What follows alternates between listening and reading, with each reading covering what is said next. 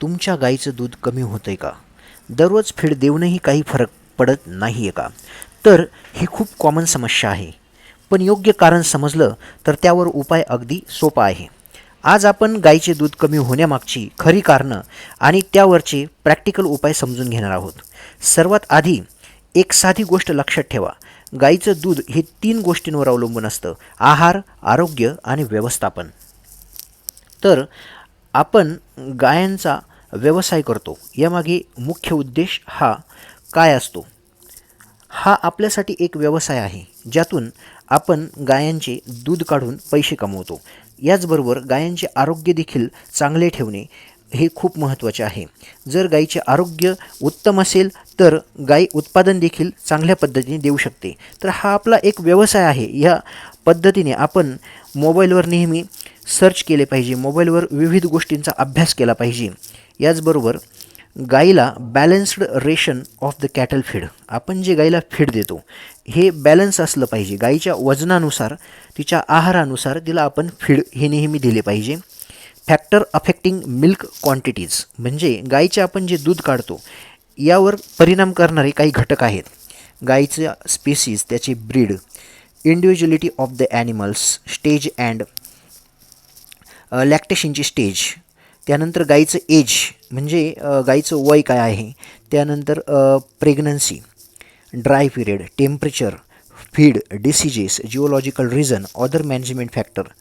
म्हणजे काय तर गाईला काही आजार आहे का, गाईला आपण कोणत्या पद्धतीचं किंवा कोणत्या प्रकारचं फीड खायला देतो, आपण कोणत्या एरियामध्ये राहतो, आपलं जे गोठ्याचं मॅनेजमेंट आहे, गायांचं पोषणाचं जे मॅनेजमेंट आहे, विविध प्रकारचं आपण कोणकोणते फीड देतो, कोणकोणता चारा गायांना देतो, त्यांना जे पाणी उपलब्ध आहे ते स्वच्छ आहे का, ह्या सर्व गोष्टींचा परिणाम गाईच्या दुधावर देखील होत असतो.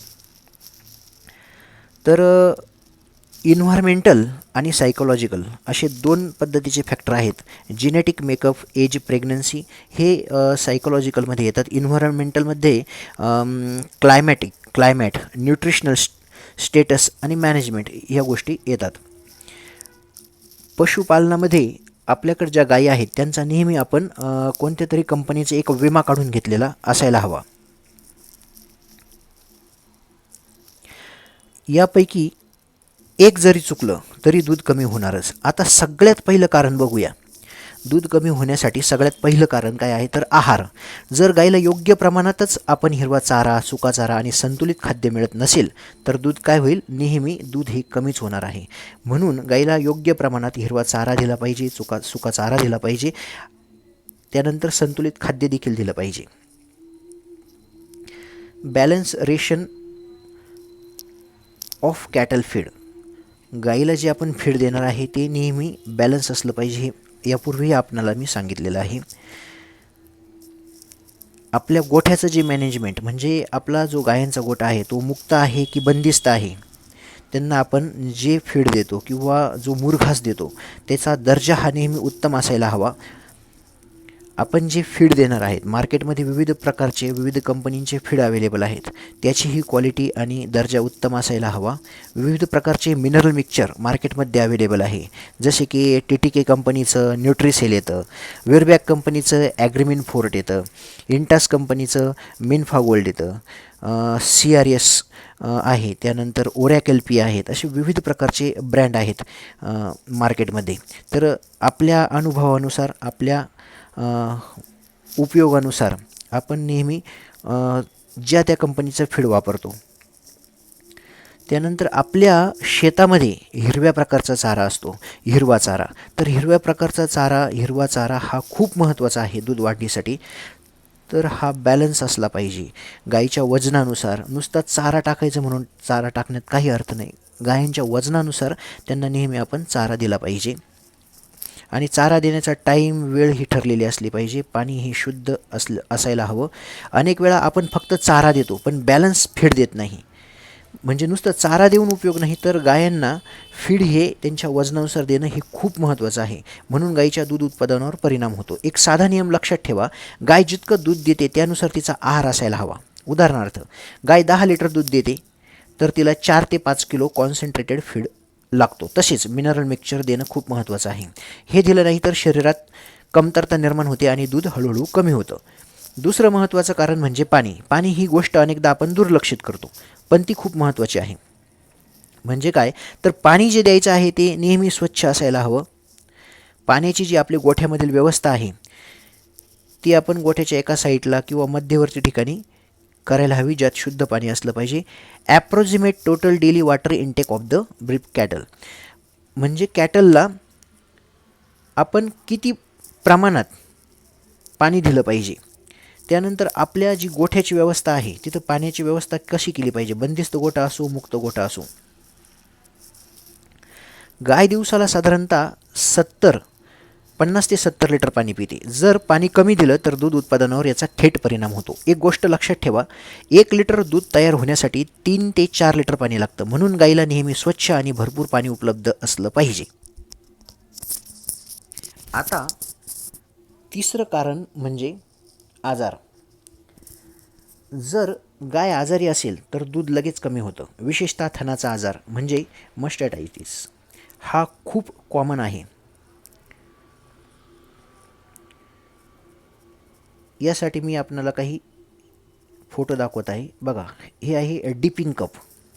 गाईला मस्टॅटिस होऊ नये म्हणून डिपिंग कप वापरायचा. डिपिंग कपमध्ये विविध प्रकारचे लिक्विड येतात मार्केटमध्ये, जसे की उदाहरणार्थ पोस्टियम, हेस्टर कंपनीचं, असे विविध कंपनीचे प्रोडक्ट आहेत जे आपण गाय दुहून झाल्यानंतर आपण गाईचे सड्यामध्ये डिप केले पाहिजेत.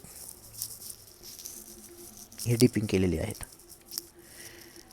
जर दुधात बदल दिसत असेल, थन सुजलेला असेल किंवा गाय त्रास देत असेल तर लगेच डॉक्टरांचा सल्ला घ्या. दुर्लक्ष केलं तर नुकसान जास्त होतं. चौथं कारण आहे ताण.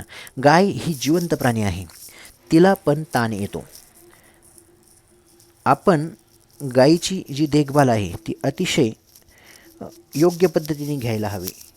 कारण गाईला जेवढं आपण हेल्दी आणि आरोग्यदायी वातावरणात ठेवू तेवढं आपल्याला उत्पादन चांगलं भेटेल.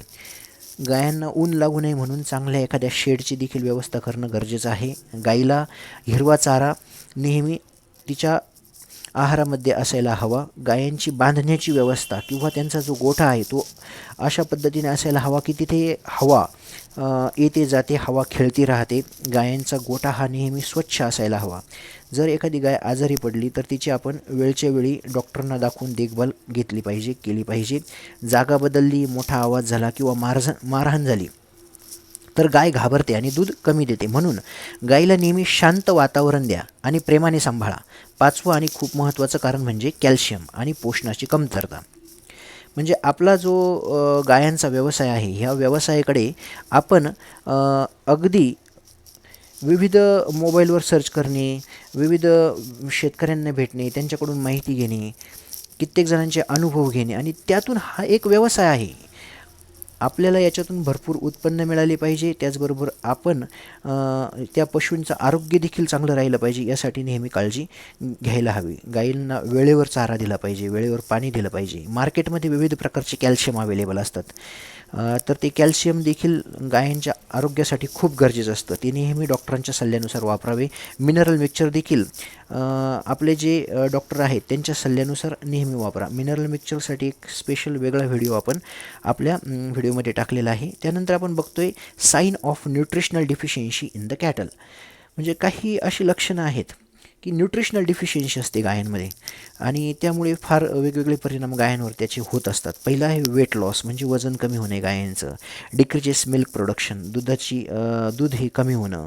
पुअर रिप्रोडक्टिव्ह परफॉर्मन्स, म्हणजे काही लोक म्हणतात की गाय हिटावरच येत नाही किंवा हिटावर आली तर राहत नाही. तर हे सगळे साईन आहेत कशाची? Nutritional deficiency of the cattle. म्हणजे गायामध्ये काहीतरी डिफिशियन्सी, कशाची तरी कमतरता आहे. Dual coat and the skin issues, काहीतरी स्किन आजार होणं गाईला. बिहेवियरल चेंजेस, म्हणजे गाईचे काहीतरी वर्तनात बदल होणं.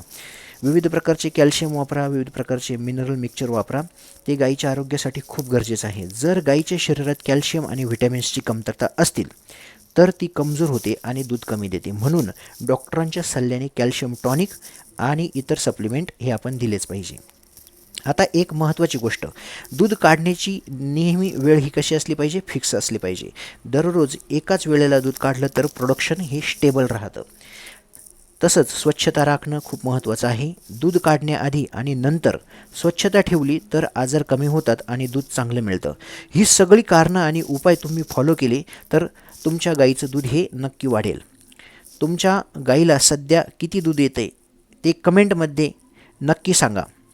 आणि अजून कोणत्या विषयावर व्हिडिओ हवा आहे तेही लिहा.